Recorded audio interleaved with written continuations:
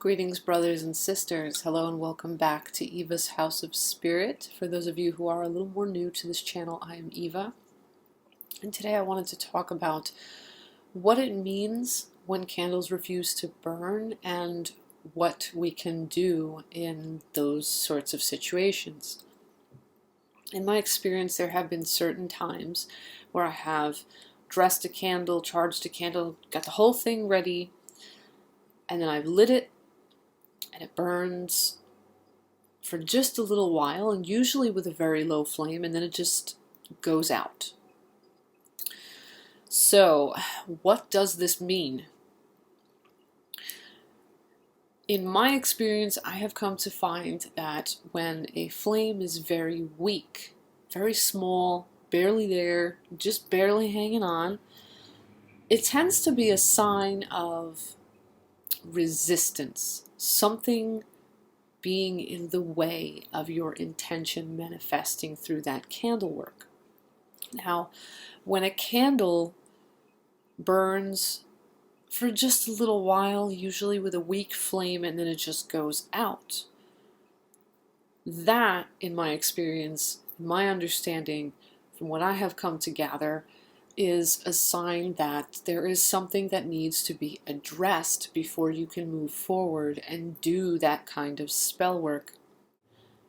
There are other practitioners that suggest that when a candle is burning for a little while and then goes out, that it is a sign that cleansing is needed. Now, this makes sense to me if you receive the sign of a candle flame being very weak and then the candle going out. It does make sense to cleanse the self or whoever the candle is for before making a second attempt. This is because the person who the candle is for, whether it be for yourself or someone else, may be harboring some residual negativity, or something could be, kind of lingering over from the past that does not allow for the magical intention to flow so easily. But also, block busting would definitely make sense. So my suggestion to all of you, my tip today, is that if you find at any point that you're trying to do a candle, you fix it, you dress it, all that stuff, you get it all ready, and then you light it and the flame is very extremely low and then it goes out, well, I would suggest cleansing whoever the candle is for and doing some block busting work to rid any kind of blockages that are standing in the way of the well-being and the intentions that that person has, for their future. If it is, however, a negative candle, there is the possibility that the low flame in the candle going out could be the person that you are. Let's say if you're doing work on someone and it's of a negative nature, that could be a sign that that person or someone around them has an idea of what you're doing and is thwarting your efforts, or maybe they have strong protection around them. If that's the case, I do suggest doing some divination, whether it's worth continuing on, whether the person has counterattacked, or whether it's just a shield of protection around them.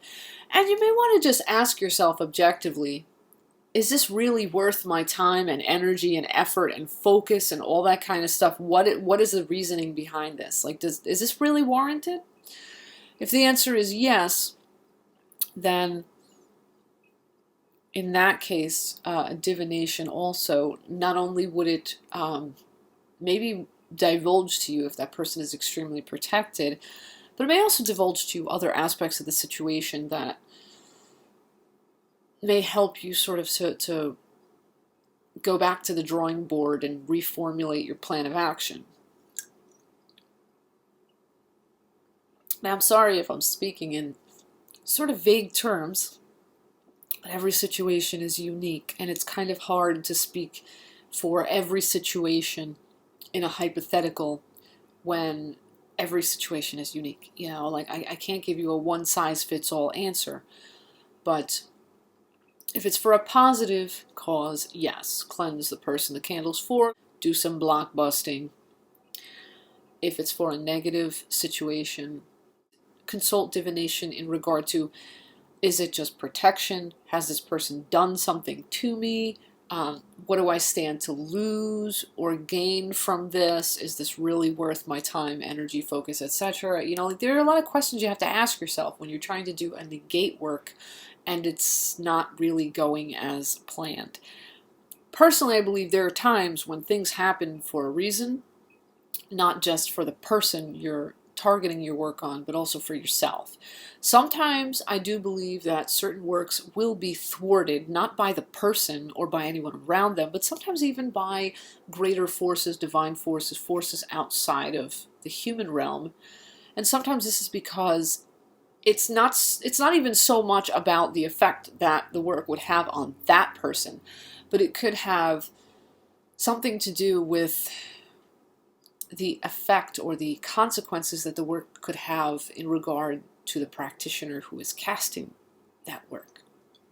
You know, I always say, you know, B follows A. I'm not talking about the rule of three, but sometimes we kind of forget that there are consequences to the things that we do. You know, if we do, let's say, action A, something else is going to come out of that. You know, if I punch someone randomly, I like to say this all the time as my analogy for this. If I punch someone randomly on the street, maybe they'll punch me back. Maybe they'll press charges on me. Maybe, geez, any number of things could happen because I punched that person in the face. But because life is cause and effect, something's going to happen. So sometimes I feel that there are forces, you know, greater that will thwart works of a negate nature because maybe they are those forces that are greater. It's not about the other person. Sometimes it's about sparing us from consequences that we don't realize could really fuck us over, to put it quite blunt. So, if you face a situation where you have a candle that refuses to burn, it's not to say that your work will not work and oh my god, screw it, it's over. It's not that. It's that something else needs to be addressed before you can go on and try again.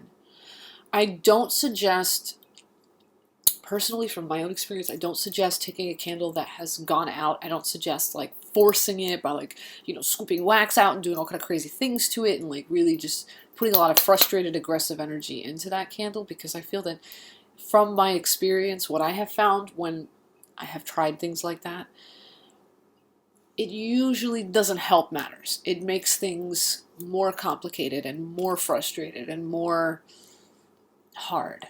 You know, it's just better to dispose of the candle that signaled you that things aren't quite right yet.